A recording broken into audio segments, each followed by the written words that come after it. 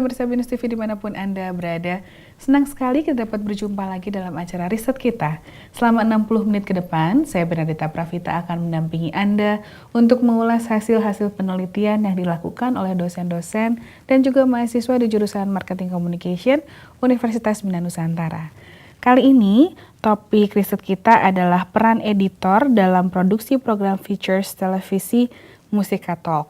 Senang sekali hari ini kita sudah kedatangan salah satu dari tim yang memproduksi tugas akhir tersebut, yaitu Karis Gustriviandi. Halo Karis, halo, apa kabar? Baik, Terima kasih sudah hadir ke studio BINUS TV ya. Iya, sama. Peran editor dalam produksi program feature televisi ini adalah tugas akhirnya Karis dan teman-teman ya.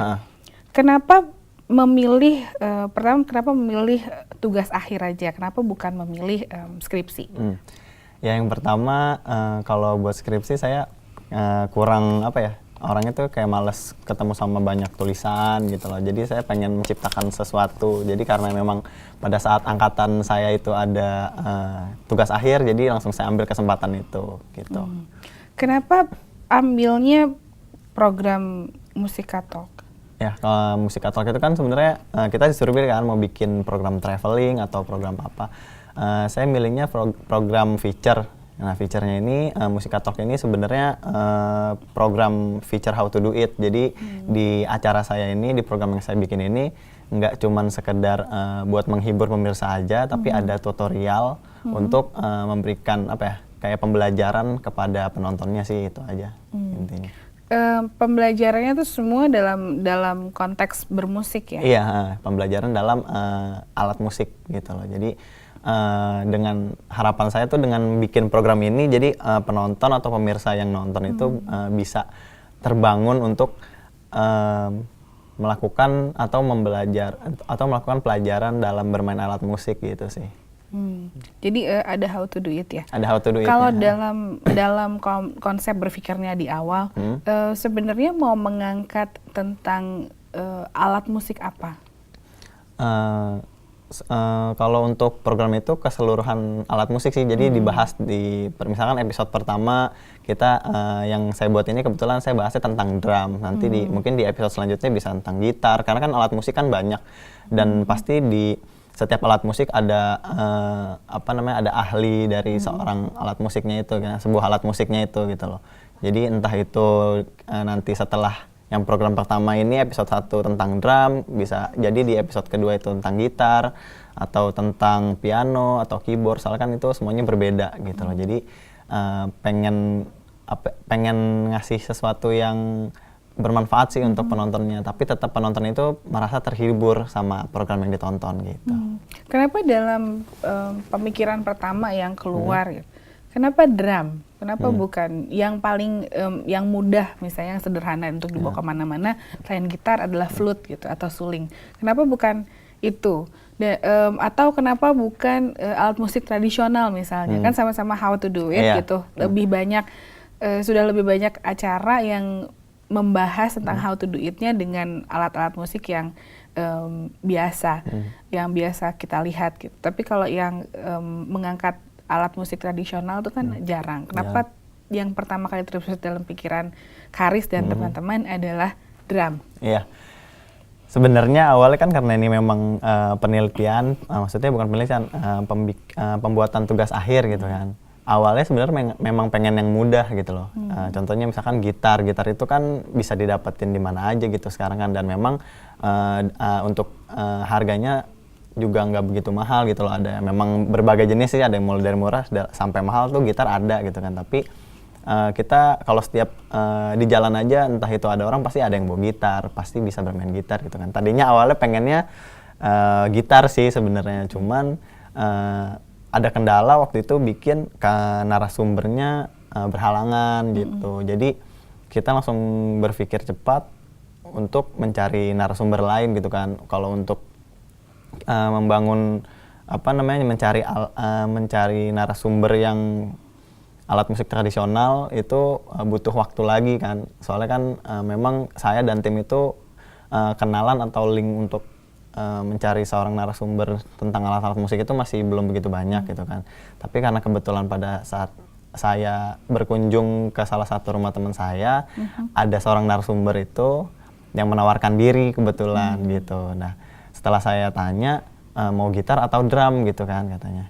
Oh, Mas bisa bermain drum gitu kan? Bisa katanya. Yaudah, akhirnya saya putuskan untuk drum gitu loh. Soalnya kan memang pengen cari yang lebih variatif aja sih gitu. Jadi kita milihnya drum.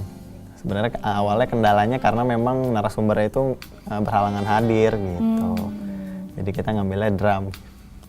Kalau untuk nama Musika Talk sendiri, kenapa akhirnya memutuskan untuk oke kita kasih nama program kita adalah Musika Talk? Ya, Musika Talk itu sebenarnya kayak terlintas gitu aja sih di pikiran apa ya kan ini program musik gitu kan. Program musik tapi ada segi bincang-bincangnya juga gitu kan. Nah jadi musik talk tuh kayak kalau kita sambil ucapin tuh kayak kurang enak gitu kan. Jadi mikirnya Musika Talk aja kali ya gitu. Akhirnya setelah merembukan atau didiskusikan sama tim dari produksi, ya udah nggak apa-apa Musika Talk aja. Jadi kan Musika Talk gitu kan. Kalau misalkan diartiin satu-satu kan kayak berbicara sama musik gitu kan. Jadi mikirnya tuh kayak berbicara tentang musik gitu. Tapi memang di sini kita bakal kayak kasih kejutannya di salah satu segmennya tuh nggak cuman talk show doang atau bincang-bincang aja, tapi ada tutorial dari alat musiknya itu. Gitu. Itu dalam rencana pikiran, dalam rancangannya ya, memang setiap kali program itu, setiap kali episode itu muncul, selalu akan ada tutorialnya, tutorial bermain alat musik gitu. Pada saat jadi di salah satu segmennya aja sih, di salah satu segmen kan memang kita bikinnya 3 segmen. Jadi di segmen ketiganya itu kita kasih tutorial tentang alat musik. Jadi awalnya di segmen pertama kita bikin itu program membahas tentang seputar dari biografinya narasumber gitu. Nah dari narasumber di segmen 1 nanti narasumber juga ada sedikit ngasih performance tentang skillnya dia, cara bermain alat musiknya gimana. Nanti setelah itu baru masuk ke segmen 2-nya tentang bincang-bincang seputar musik, kenapa dia suka musik gitu kan, dia tahu tentang musik apa aja gitu. Soalnya kan musik kan genrenya ada banyak kan, ada rock, ada jazz, atau ada pop gitu. Jadi di segmen ketiganya baru setelah bincang-bincang tentang musik, kita masukin untuk tutorial alat musik gitu. Kalau dari rancangannya juga ya, kenapa kemudian kita ambilnya program feature aja deh gitu, program feature. Soalnya gini, kalau di program feature itu sendiri kan punya timeline yang berbeda. Nah dari sekian program features yang ada di televisi gitu, kenapa timnya Haris juga memutuskan untuk ya udah kita juga ambil program features aja yuk, kan karena banyak program features yang juga bicara tentang musik gitu. Nah, kenapa keunikannya Musika Talk ini apa? Keunikannya Musika Talk ini apa? Karena kalau kita lihat tentang tutorial main alat musik, kemudian ada profil si narasumbernya, itu kan hampir banyak ya dan serupa gitu tentang program features yang ada di televisi. Jadi keunikan yang disuguhkan oleh Musika Talk sendiri ini apa? Iya, sebenarnya setelah kita lakukan kayak kita amati dari program-program itu, sebenarnya sih masih belum banyak ya kalau yang program ada unsur tutorialnya pada satu program gitu. Jadi kebanyakan kalau yang saya lihat sama tim itu memang ada bincang-bincang tentang musik gitu kan.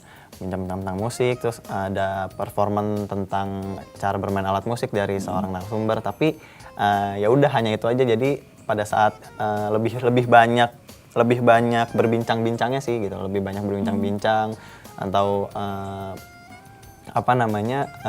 melakukan performance-nya. Tapi kalau untuk keunikan dari program kitanya ini, yaitu dia tadi untuk tutorialnya, narasumbernya itu secara langsung memberikan ke penontonnya gitu.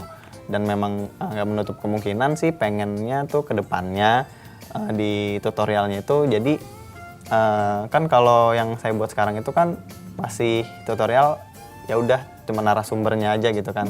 Tapi nanti kita mungkin bisa melakukan kayak interaktif langsung dari penonton gitu. Jadi misalkan pada saat dia lagi mau main gitar atau drum, jadi yang ikut berpartisipasinya itu dia udah kayak video call gitu loh sama narasumbernya juga, jadi bisa langsung nanya langsung gitu. Ini bener nggak ketukannya kayak seperti ini gitu kan, atau bener nggak kuncinya kayak gini gitu. Si keunikannya sih itu ada segmen tutorialnya itu gitu.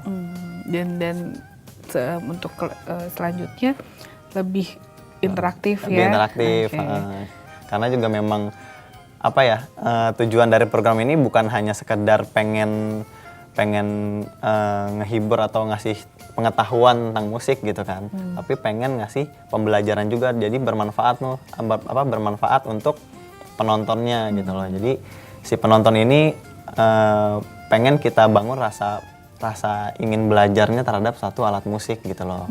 Dan memang nggak menutup kemungkinan nggak cuman alat musik yang modern aja gitu, karena alat musik tradisional dari Indonesia itu kan memang banyak. Nah itu kita untuk depannya bakalan juga sih pengen bikin atau menghadirkan salah seorang narasumber yang ahli dalam bidang musik tradisional gitu. Oke, pemirsa jangan kemana-mana karena kami akan segera kembali, tetaplah bersama kami.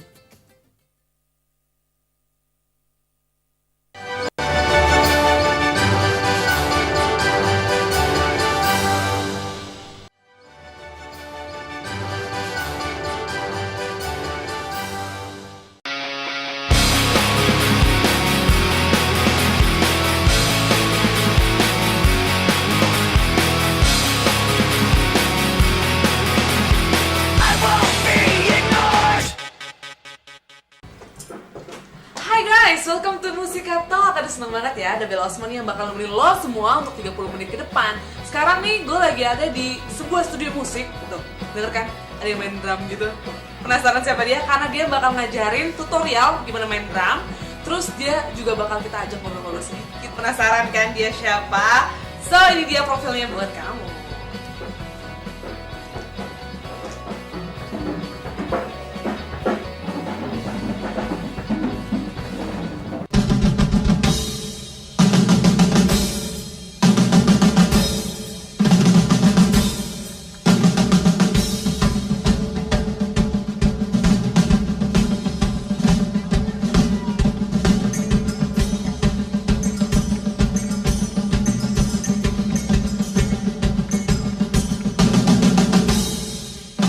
Hai guys, gue Sinyo dan gue seorang drummer.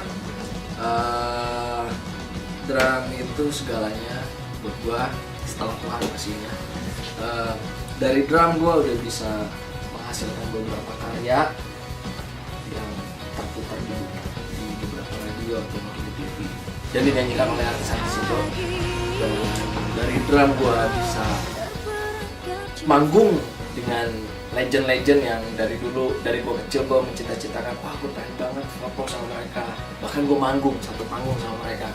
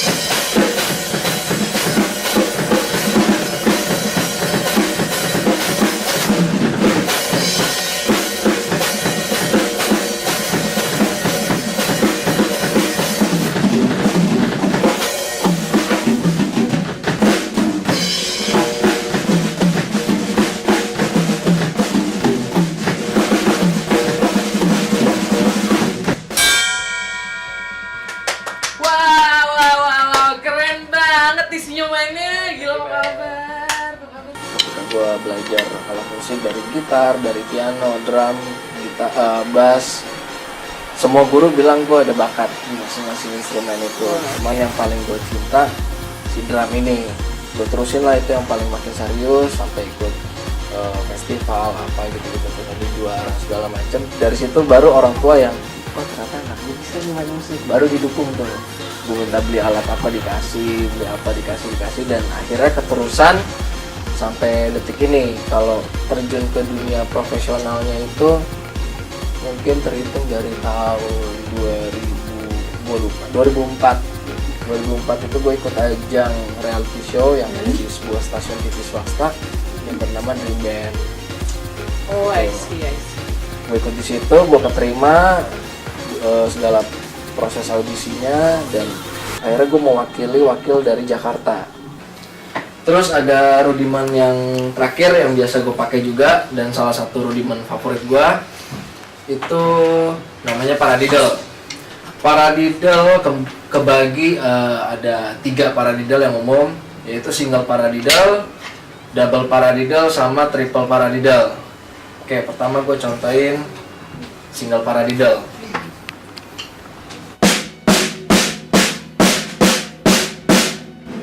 Itu komposisinya ada right, left, right, right, left, right, left, left.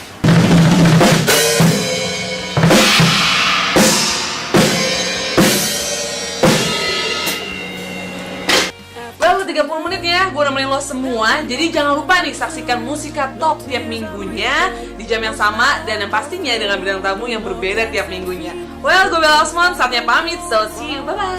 Sunrise all alone in my room tonight. There'll be no pouring rain, no eyes wide shut to your never-ending pain tonight. Itu tadi merupakan cuplikan dari Musika Talk, hasil produksi dari Karis dan kawan-kawan. Bagus banget loh Karis. Iya, terima kasih. Oke, profil narasumber itu memang sengaja ditaruh di depan, atau sengaja ditaruh di belakang, atau sengaja ditaruh di paling akhir. Pertimbangannya apa? Iya, memang kalau profil narasumber sengaja sih ditaruh di depan. Soalnya pertimbangannya kan memang pada saat mulai itu penonton jadi tahu siapa nih narasumbernya gitu loh. Jadi tadi memang ada di VT tadi kan memang ada cuplikan dari performer narasumber yang udah dengan pengalaman bermusiknya itu.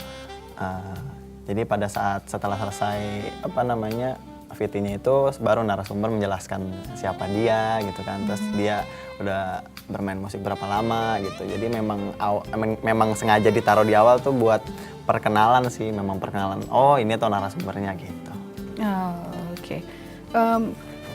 Kalau nggak kemudian dijadikan hook aja ya. Jadi yang pertama kali ditampilkan adalah kepiawaiannya mereka dalam bermain alat musik. Kemudian setelah itu baru profilnya, untuk membuat orang-orang jadi curious ya. Jadi kayak penasaran.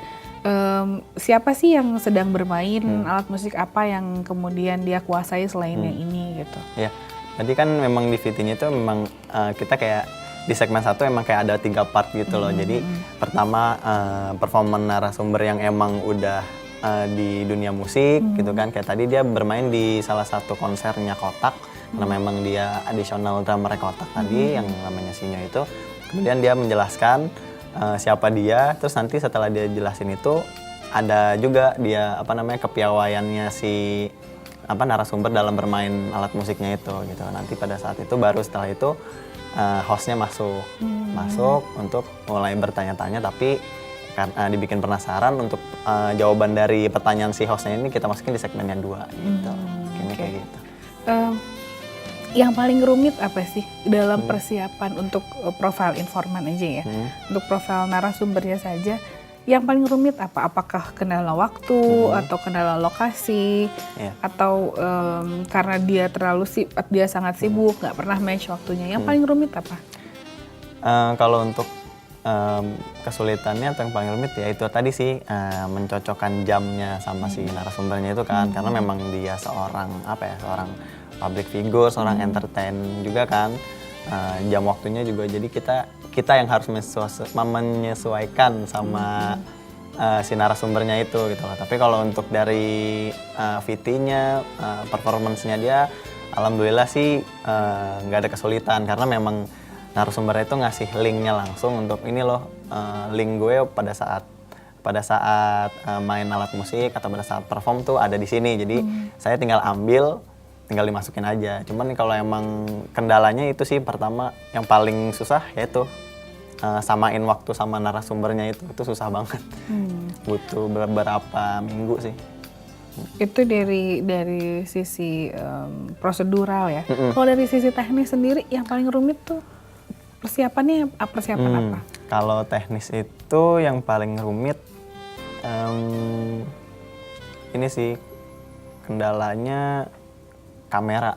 Pada saat kamera kita juga karena memang masih pakai kameranya bukan kamera yang ING gitu loh, bukan pakai kamera yang khusus untuk TV, masih pakai kamera DSLR.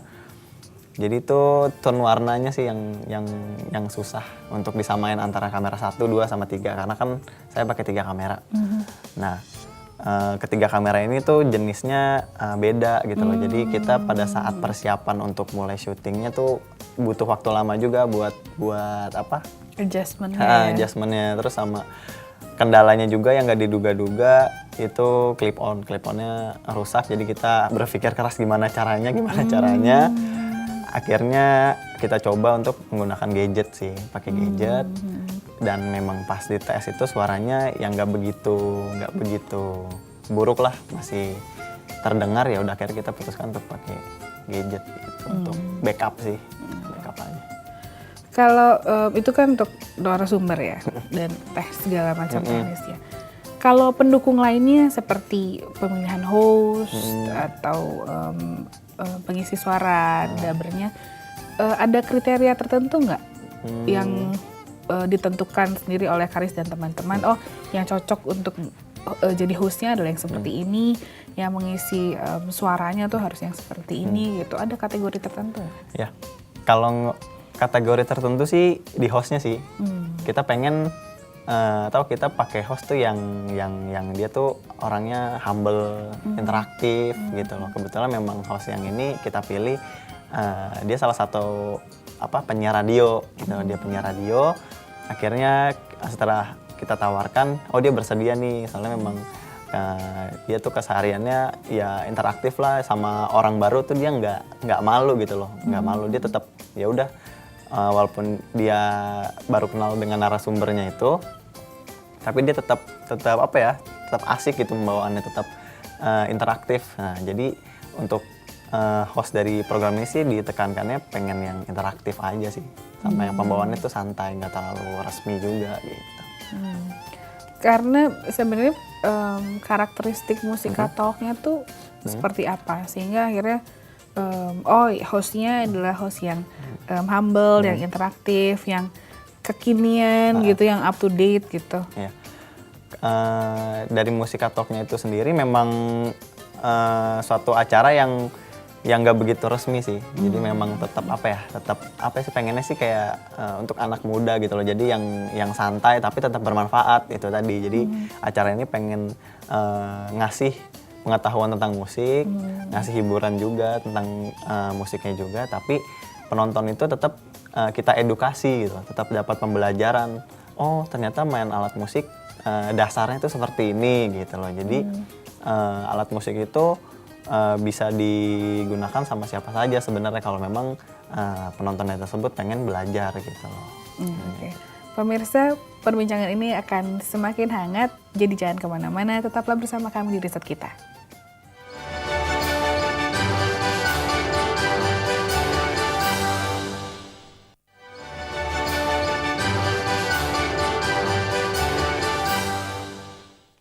Terima kasih pemirsa karena tetap bersama kami di Riset Kita. Karis, kita lanjutkan lagi perbincangan kita ya. Kalau dari sisi editor sendiri, ketika segmennya berubah menjadi, tadi kan yang pertama profil narasumber dengan keahliannya dia. Ketika segmen yang berikutnya masuk ke host dan narasumber. Bagaimana kemudian kesulitan ketika mengedit atau menyatukan kompilasi-kompilasi itu disatukan, selain juga membangun chemistry antara hostnya dengan narasumbernya? Ya, kalau buat dari editingnya itu memang ya seperti yang kita tahu kan kalau misalkan talk show yang hanya perbincangan aja itu pasti bakalan bikin bosen lah atau boring gitu kan. Nah tapi di sini kita pada saat pengambilan kameranya sih, pengambilan angle-nya awalnya memang kan.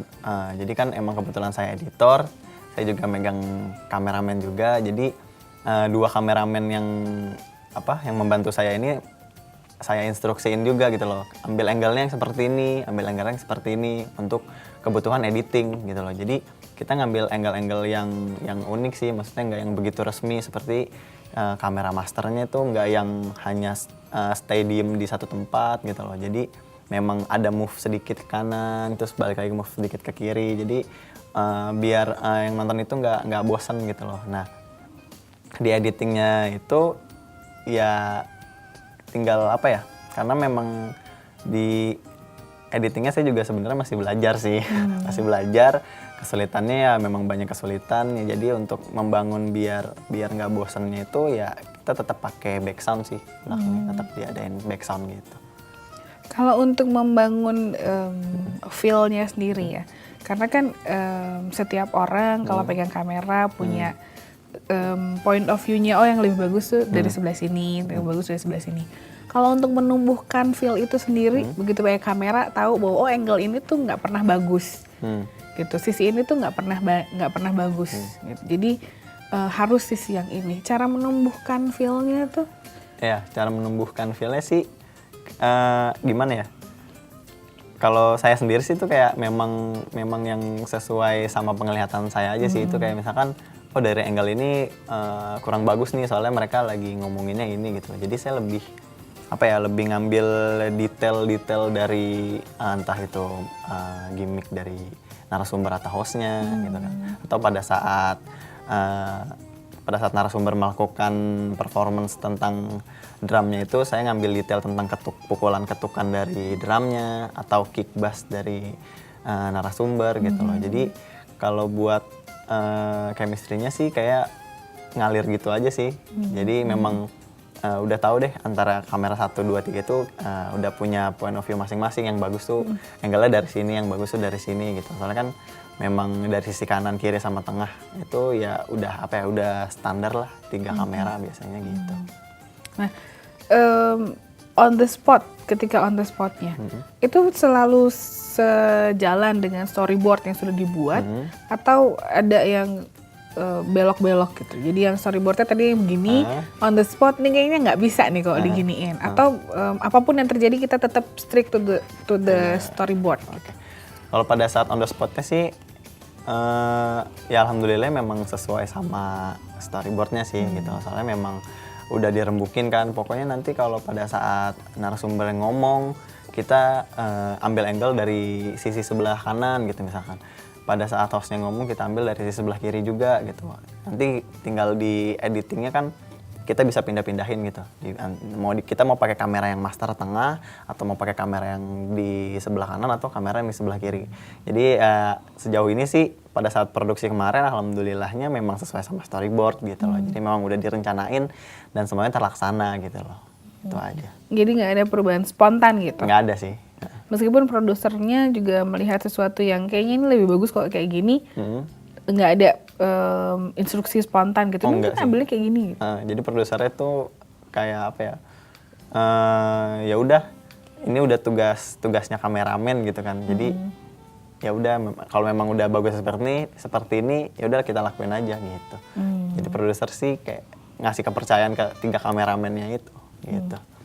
Kalau untuk proses pembuatannya sendiri, apakah editornya, scriptwriternya itu harus ada ikut di on the spot atau dia boleh menunggu di mana gitu dengan tim yang lain gitu, atau dia harus ikut kita untuk syuting on the spot? Kemarin itu sih memang sebenarnya kita nggak kasih kayak instruksi untuk ya udah ini kan kalian yang nulis skrip udah selesai tuh tugasnya, jadi nggak usah ikut, nggak ada kayak gitu sih. Jadi memang kemauan dari timnya sendiri yang emang ya udah deh gue ikut aja pada saat produksi gitu loh, kali aja nanti ada yang bisa bantu gitu kan. Dan ternyata memang pada saat di sana terbukti sih memang yang tugasnya udah selesai itu dia bisa membantu si host pada saat dia memilih wardrobe atau pada saat dia make up itu tuh, jadi yang udah selesai itu dibantu juga gitu kan, soalnya memang timnya kan nggak bisa banyak-banyak gitu kan, terbatas juga, jadi ada yang memang satu orang tuh 2 job gitu, contohnya ya saya tadi membantu sebagai kameramen juga tapi editor juga gitu. Walaupun tugas intinya editor. Oke. Kalau dari sisi editornya nih ya, ada banyak efek atau transisi yang digunakan nggak dalam Musika Talk ini? Apa yang digunakan? Ya, kalau untuk efek sama transisi sih banyak sih sebenarnya. Terutama memang Di segmen mana? di segmen 2 sama 3 gitu kan. Di segmen 2 sama 3 memang pada saat editing tuh paling banyak gitu. Soalnya itu tadi untuk untuk menjaga agar penonton nggak merasa bosan gitu kan. Jadi di setiap segmen itu ada variasi layer gitu deh. Intinya kita bisa masukin satu frame itu ada 3 layer gitu kan. Dan kemudian di editingnya itu memang agak sedikit rumit karena pakai 2 software kan. Saya pakai software Adobe Premiere sama Adobe After Effects gitu loh. Jadi memang pertama kita mau pakai, nih scene yang ini di variasinya kayak gini aja gitu kan. Jadi itu dipindahin dulu ke After Effects, diedit, dimasukin lagi ke Premiere. Nah, jadi memang kesulitannya sih di situ karena memang di program ini yang bisa membantu untuk penonton nggak pindah channel lah istilahnya gitu, nggak pindah channel tuh ya dari segi editingnya gitu loh. Karena kan kalau misalkan gambarnya hanya cut to cut flat gitu aja kan pasti ini kok programnya ngebosanin banget gitu kan. Tapi di sini saya sebagai editor ngakalinnya itu dibikin variasinya beberapa layer seperti yang ada di Vidya gitu. Oke. Pemirsa jangan kemana-mana karena kami akan segera kembali, tetaplah bersama kami.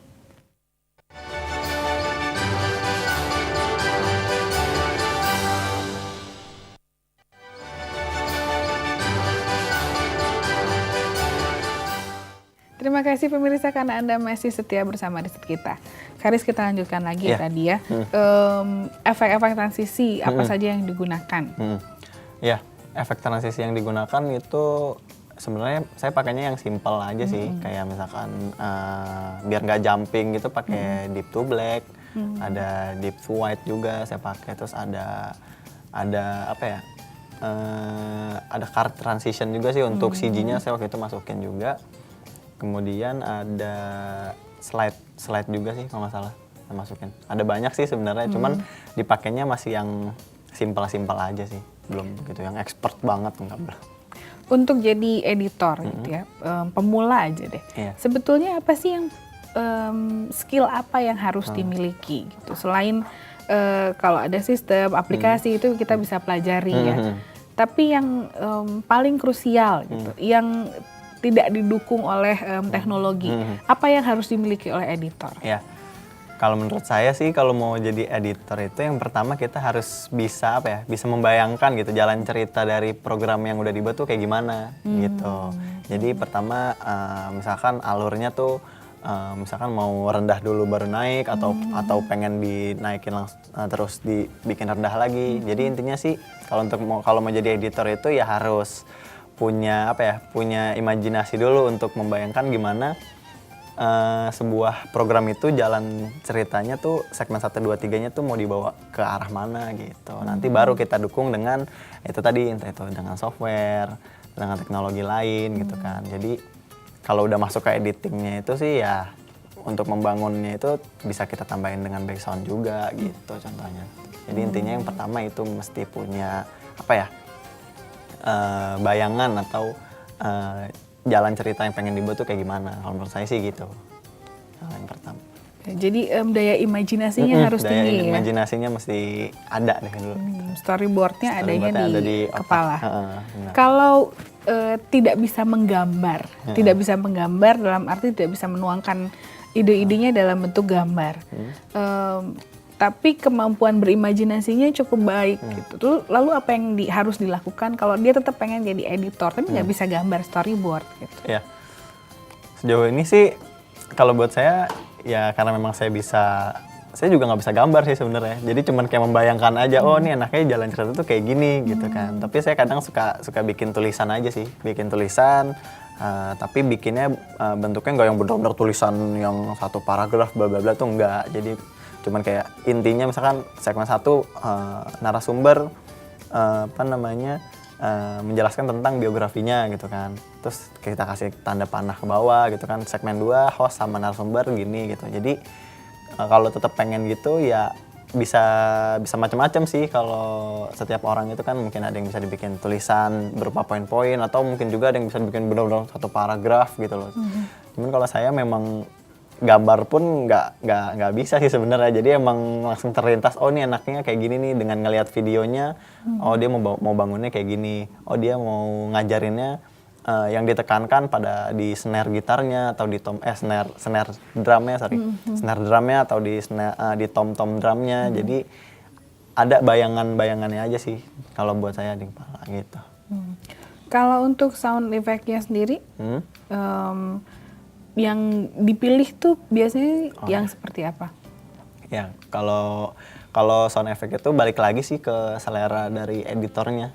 Selera dari editornya tuh pengennya yang kayak gimana gitu kan. Kalau tadi memang, kalau saya itu kemarin bikinnya memang sesuai sama narasumber gitu loh. Karena memang narasumbernya itu kan alirannya agak sedikit rock gitu kan. Jadi yang beatnya cepat gitu kan. Jadi saya ngambil backsoundnya yang yang rock, agak rock juga, yang beatnya juga cepet gitu. Kalau mungkin bisa, kalau memang seorang editornya itu dia suka sama musik-musik elektrik gitu, kalau EDM bisa juga dimasukin gitu. Yang penting sesuai aja sih sama programnya itu. Gitu. Jadi memang disesuaikan dengan apa yang dimunculkan dan ditampilkan ya. Iya, disesuaikan. Oke.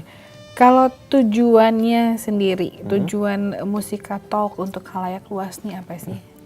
Iya, tujuannya yaitu tadi kita pengen ngasih pengetahuan tentang musik gitu kan.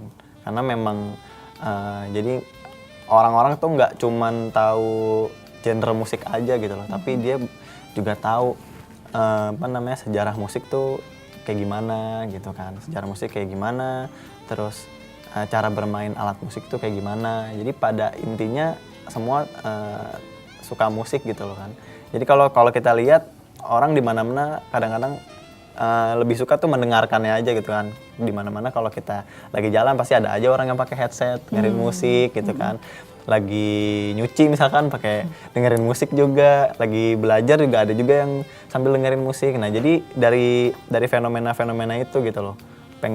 Pengennya program ini mengangkat musik itu sebenarnya ada banyak gitu loh, dan ada alat musiknya. Jadi kalian memang sih setiap orang ada yang punya punya pendapat yang berbeda-beda gitu kan. Gue lebih demen tuh dengerin musiknya aja gitu kan. Ada yang kayak gitu, ada juga gue pengen dengerin musik tapi pengen juga bisa gitu. Nah, jadi kita berharapnya tuh dengan penonton yang nonton program ini, selain dia dapat pengetahuan tentang musik, tapi dia dapat juga pembelajaran cara bermain alat musiknya gitu. Jadi sinergi ya, gak cuma dengerin lagunya aja, tapi juga bisa menguasai musiknya. Menguasai musik, alat musik, dan dia juga tahu musik. Oh, sejarah musiknya rock tuh kayak gini ternyata gitu. Contohnya. Sempat terlintas nggak bahwa oke setelah ini yang pertama kali kita angkat adalah rock gitu ya, misalnya, atau karena kebetulan narasumbernya memang aliran musiknya rock. Pernah berpikir akan mengangkat musik-musik yang lebih dikenal atau lebih memasyarakat seperti dangdut gitu? Ya bisa, nggak menutup kemungkinan sih gitu memang. Karena ini kan istilahnya pada saat kita pada saat bikin program ini yang kebetulan pada saat itu narasumbernya lagi berhalangan, ada yang menawarkan untuk jadi narasumber, ternyata dia memang rock gitu kan.